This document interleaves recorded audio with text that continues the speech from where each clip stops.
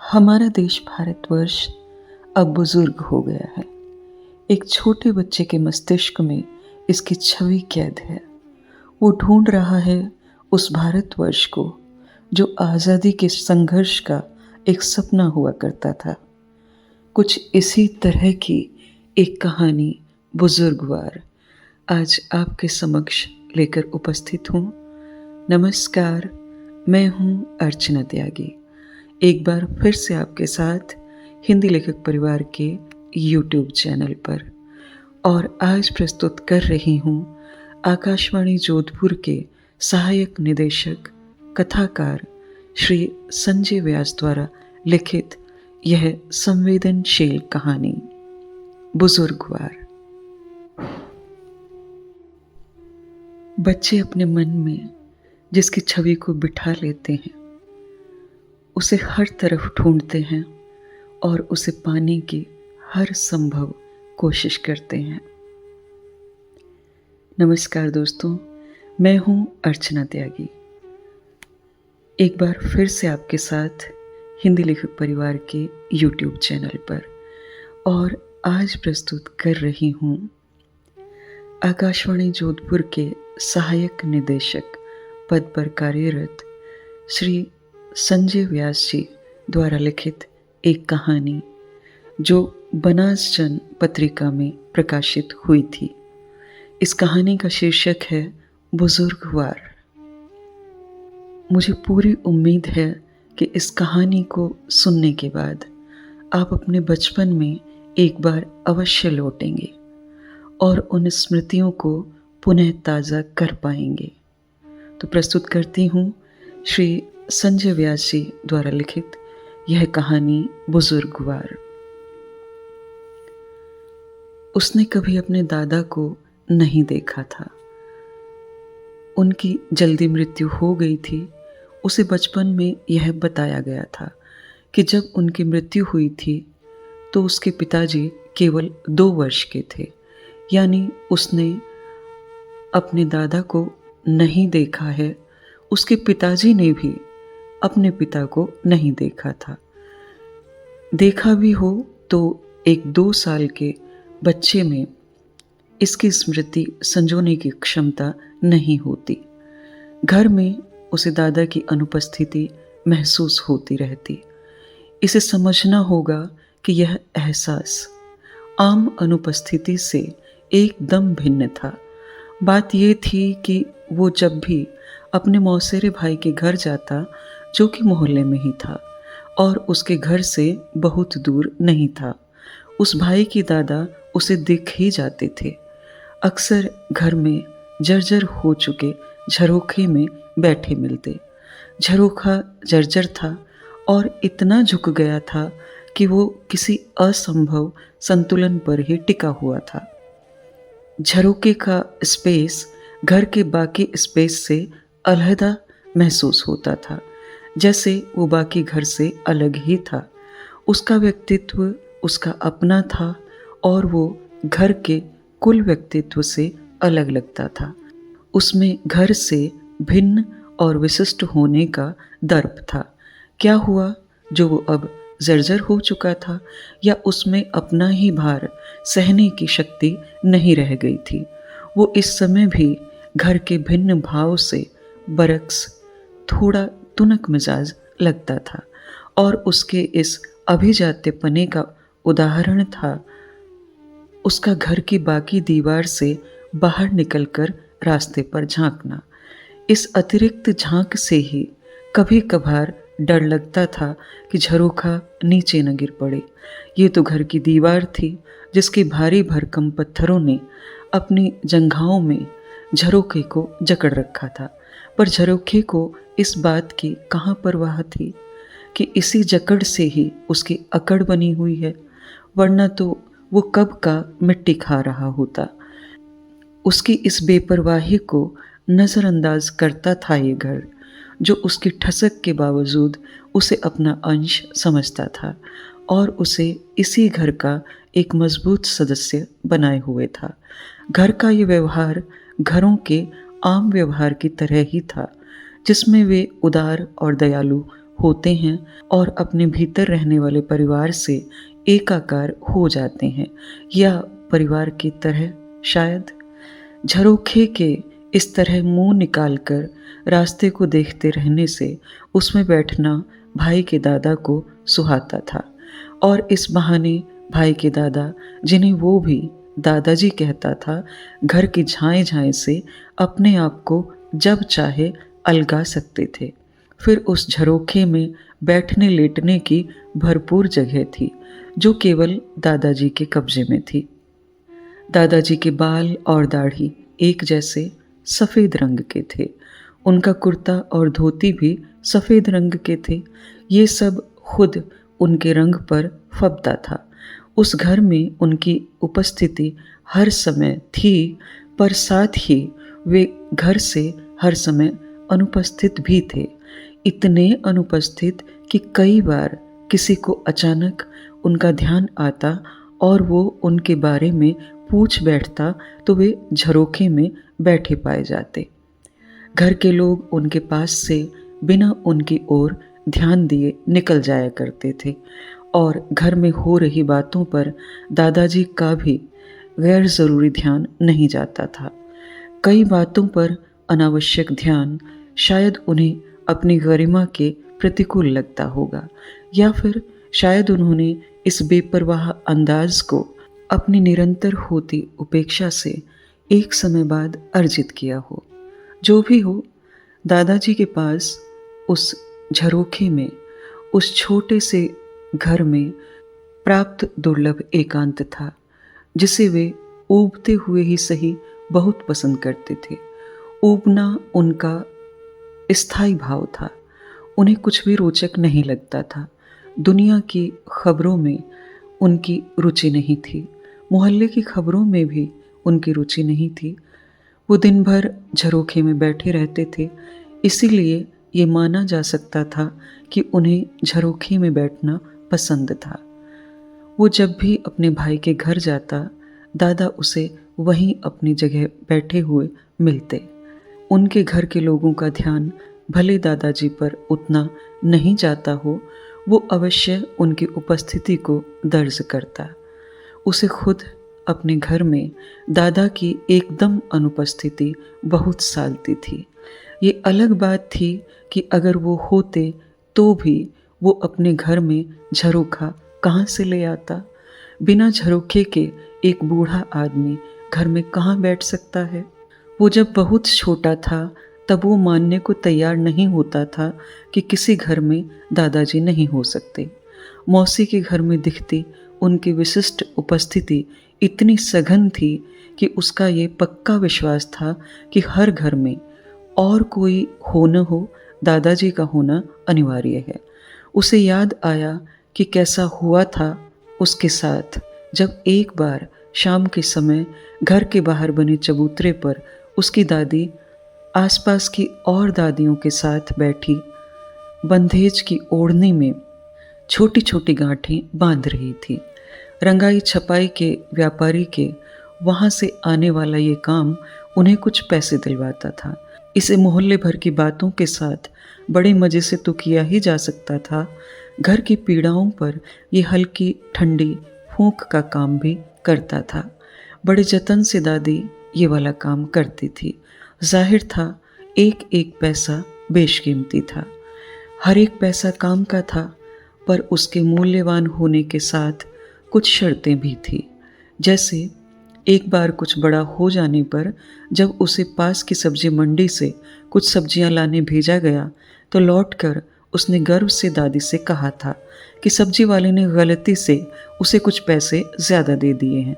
उसे लगा था दादी, जो एक एक पैसे की कीमत समझती है, जानकर खुश होगी।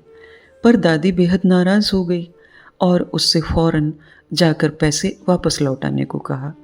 उसने उस वक्त दादी को बड़े विचित्र भाव से देखा था, पर बाद में वो समझ गया था कि पैसे का मोल समझने वाली दादी की समझ में अपना पैसा और दूसरे का पैसा किस तरह अलग था।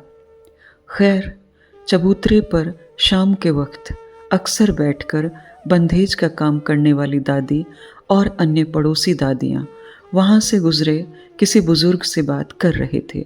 उनका हुलिया दादाजी से मिलता जुलता था, क्योंकि शायद हर बुजुर्ग में वो दादाजी देखता था। उसे लगा, बल्कि उसने मान लिया कि उसके खोए हुए सालने की हद तक अनुपस्थित दादाजी ही घर लौट आए हैं।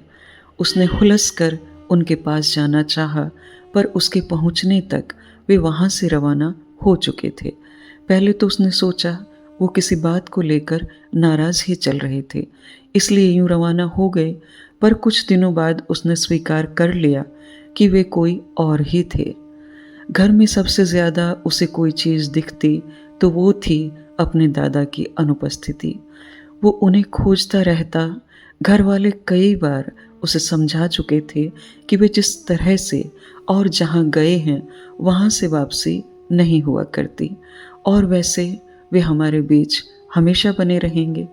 बड़ा होने तक उसका इस बात को मानना थोड़ा मुश्किल ही रहा, जबकि एक तरह से घर वालों का ये कहना कि दादाजी उनके बीच हमेशा बने रहेंगे सटीक था।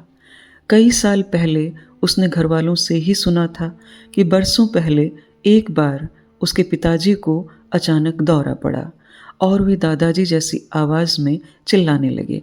सार ये था कि किसी लोक में जहाँ वे हैं, इस बात को लेकर परेशान और खपा हैं कि उन्हें वस्त्र नहीं पूजे जा रहे। उसके बाद से उन्हें हर तीज त्योहार पर धोती और कुर्ता पूजा जाने लगा और उनका दर्जा देवता का हो गया। अब वे पहले से अधिक बार याद किए जाने लगे। मोहल्ले में उसके दोस्तों में अधिकांश के घर में दादा थे। वे लगभग उसी रूप में दिखाई देते थे जिस रूप में उसे मौसेरे भाई के घर में दिखते थे। ये उसके लिए बड़ा दुखदाई था कि उसके दादाजी घर के किसी सदस्य की स्मृतियों में नहीं थे, सिवा उसकी दादी के, जो उनके बारे में कम ही बात करती थी। जब वो अपनी दादी के पास बैठकर कुरेदता तो वो इतना ही बताती कि वे गांव में थे और हम उन्हें शहर लेकर आए थे। आखिरी दिनों में वे बेहद बीमार हो गए थे। बीमारी के बारे में दादी बहुत स्पष्ट तौर पर बता नहीं पाई। कुछ बातें उसे मालूम थीं या उसने घर में सुनी थी। कई पीढ़ियों से वंश बेल का क्षैतिज प्रसार नहीं हो रहा था। पिताजी अकेले थे, दादाजी अकेले थे, उनका कोई भाई नहीं था। उनके पिता, फिर उनके पिता, सब अकेले थे। सिर्फ 7वीं पीढ़ी पहले के पितामह के एक भाई और हुआ था, जिसका विवाह न हो सका था। बाकी किसी बीमारी, महामारी का कोई दोष कम से कम इस घर के लिए तो नहीं था। वंशबेल हर बार एकमात्र पुत्र के दम पर चलती रही। दादा का कोई फोटो नहीं था। उसके लिए दादा की स्मृति को बनाए रखने के लिए मन में उनकी कोई एक छवि होनी जरूरी थी। उसने कल्पना में सोचा, चूंकि पिताजी का नाक विशेष तरह का था, दादी का वैसा नहीं था, तो संभव है दादा का नाक भी वैसा रहा हो। इस तरह कुल मिलाकर उसने अपने दादा का जो चित्र सोचा, हालांकि पूरा नहीं था ये चित्र। उसमें वे एक दरमियाने कद के, गंदुमी रंग के आदमी थे, बेशक सफ़ेद दाढ़ी और बाल भी। यहाँ उसके लिए ये मायने नहीं रखता कि उनकी मौत उनकी जवानी में ही हो गई थी। दादा को दादा जैसा दिखना चाहिए। अब उसे दादा के बारे में कुछ और जानना था। कोई बड़ी वजह नहीं, बस वो दादा की स्मृतियाँ निर्मित करना चाहता था, और दादी से उसे जितनी मदद मिल सकती थी उतनी नहीं मिली, क्योंकि कुछ स्मृतियाँ दादी की निजी रही होंगी जिन्हें वो साझा नहीं करना चाहेंगी। उसके दादा गांव में ही रहे थे। वो एकाध बार ही उस गांव में गया था, जब उसे वहाँ लोक देवता के यहाँ फेरी देने जाना था। तब उसे अपने दादा का घर देखने का मौका मिला था।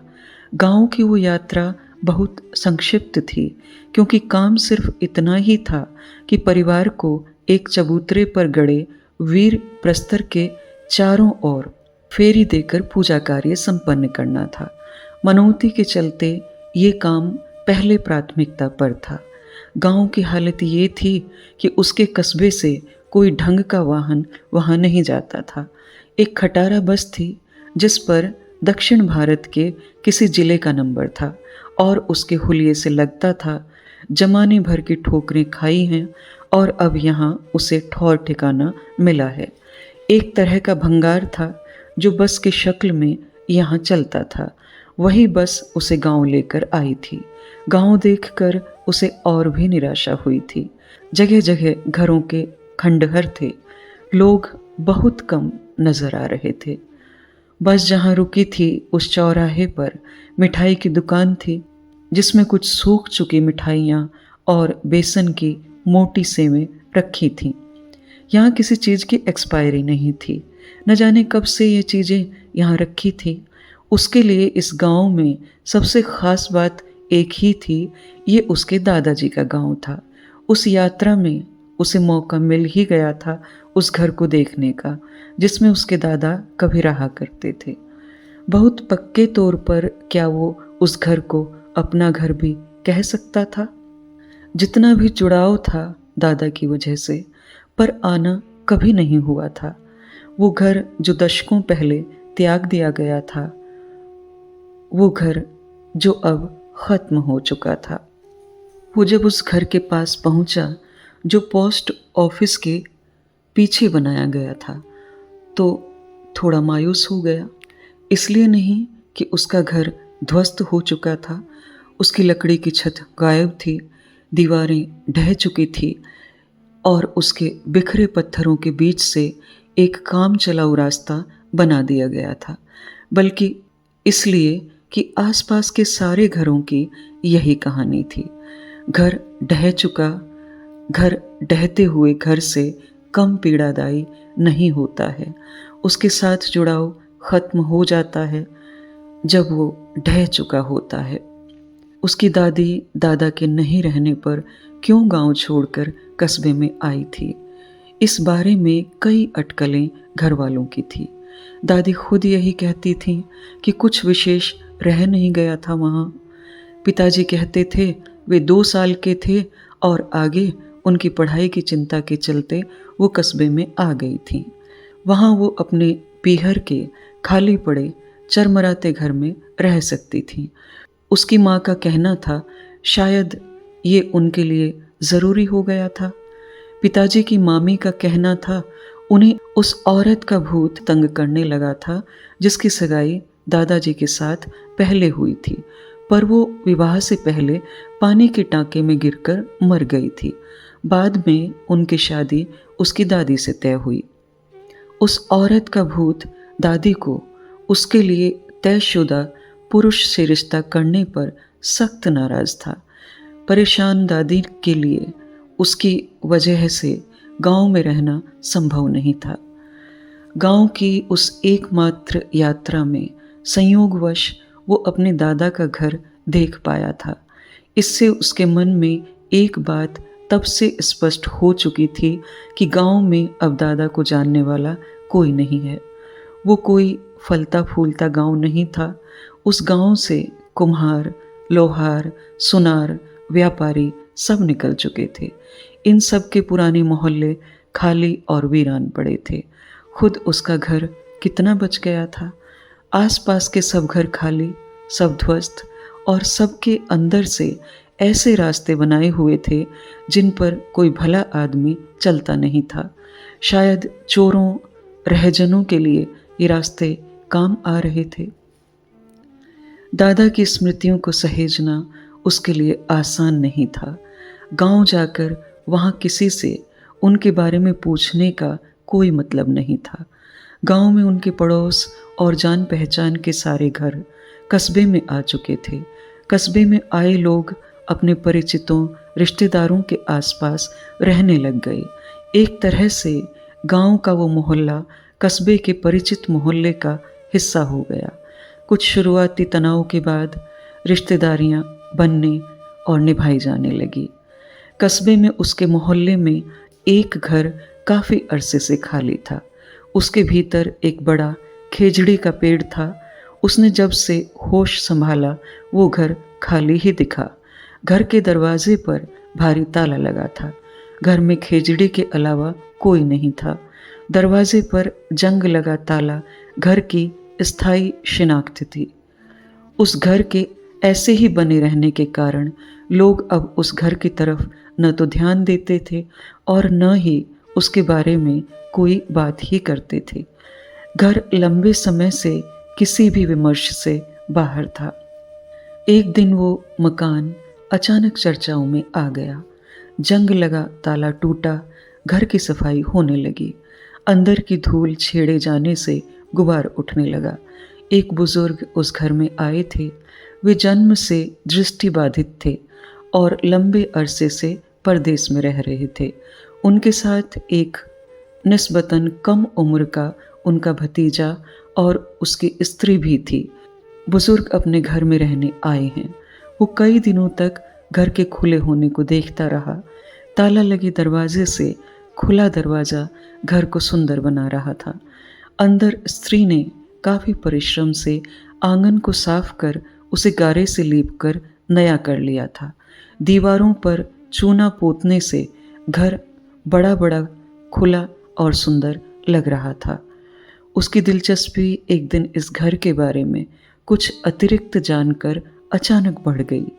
उसके घरवालों ने बताया कि जन्म से न देख पाने वाले वृद्ध उसके दादा के गांव के ही थे और उनके पिताजी भी लगभग उसी समय इस कस्बे में आ गए थे जब उसकी दादी ने यहाँ आने का निर्णय लिया था। बेशक उनके आने की वजह कुछ और थी, पर मोटे तौर पर सब लोग गांव छोड़कर कस्बे में आ गए थे।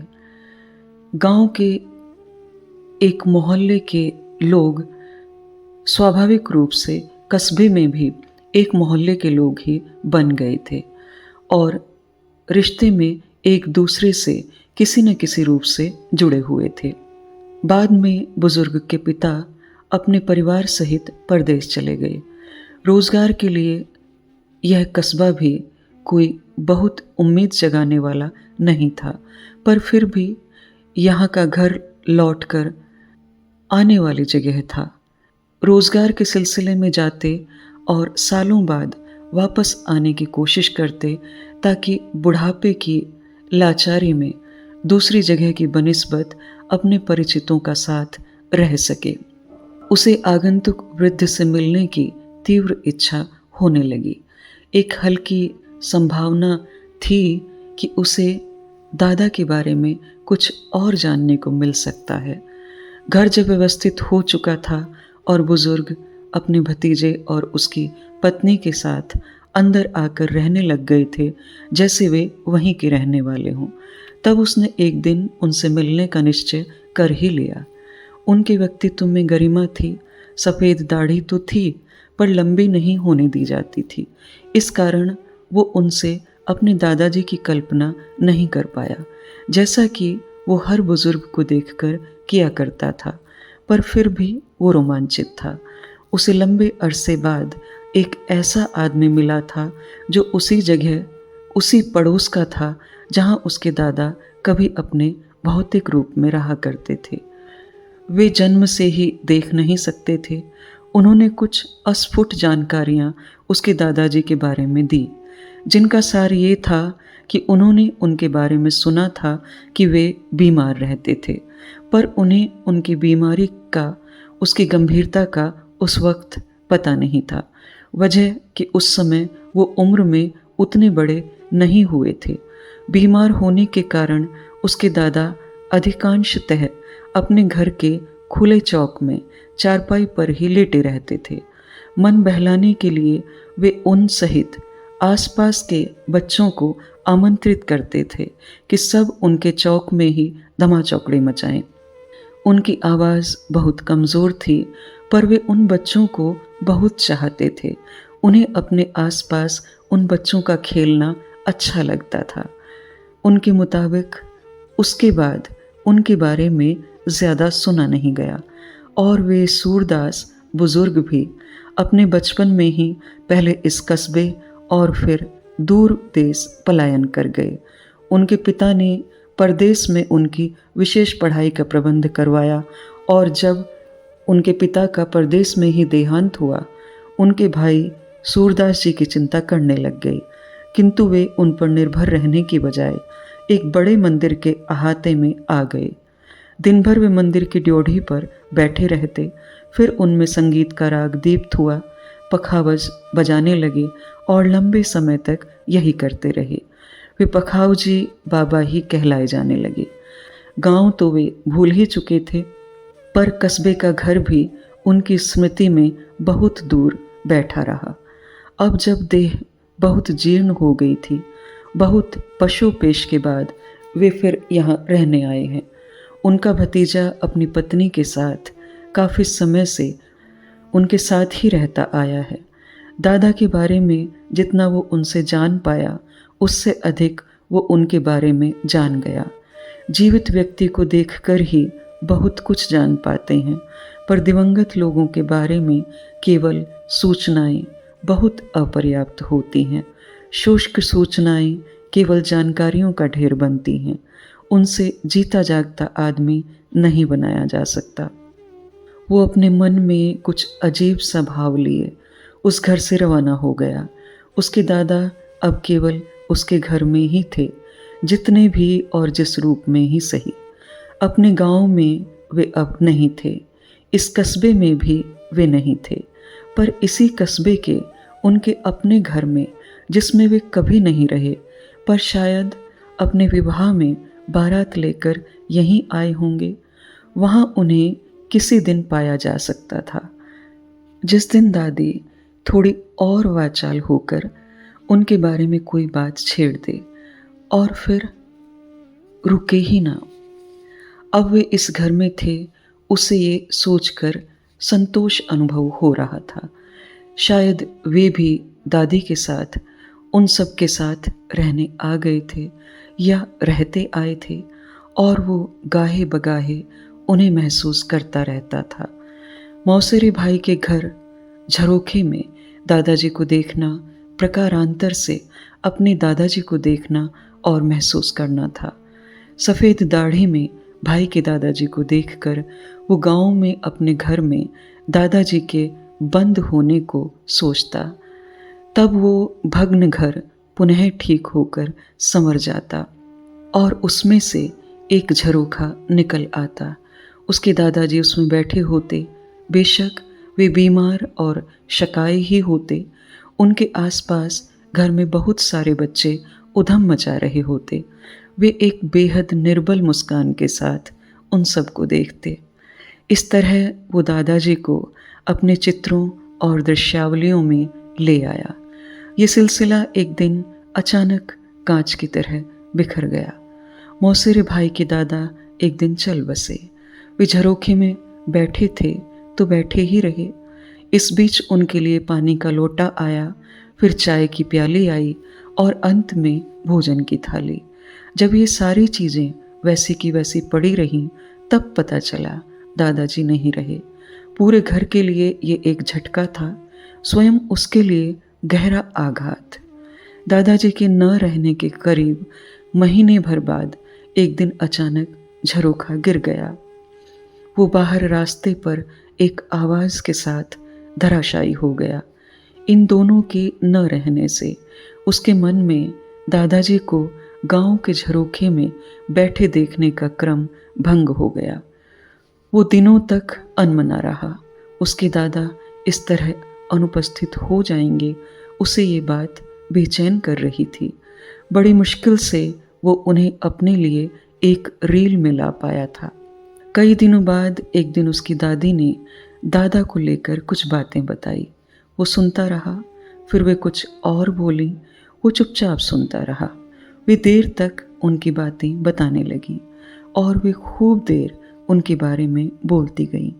घर के सब लोग उन्हें सुन रहे थे, पर शुरू से केवल वो ही उनकी बातें सुन रहा था। बाकी लोग बाद में आते गए और सुनते गए। वो एक दिन था जब उसने दादाजी को इस घर में भरपूर महसूस किया, और अब शायद इस घर में वो उन्हें देखता, महसूस करता रहेगा। वे अब कहीं और नहीं रहते, इस घर में ही थोड़ा बहुत वास करते हैं। यह थी श्री संजय व्यास जी द्वारा लिखित एक भावनापूर्ण कहानी बुजुर्गवार। मैं आशा करती हूँ मेरी आवाज़ में यह कहानी आपको अवश्य ही पसंद आई होगी। कहानी को लाइक करें, कमेंट करें और अन्य साहित्य प्रेमियों के साथ साझा भी अवश्य करें। ऐसी ही और कहानियाँ सुनते रहने के लिए चैनल को सब्सक्राइब करें। मैं अर्चना त्यागी अब आपसे विदा लेती हूँ। फिर मिलते हैं एक और कहानी के साथ बेहतरीन कहानियों के सफ़र में। धन्यवाद। अगर आपको रचना पसंद आती है तो लाइक और कमेंट्स ज़रूर करें और शेयर कीजिए।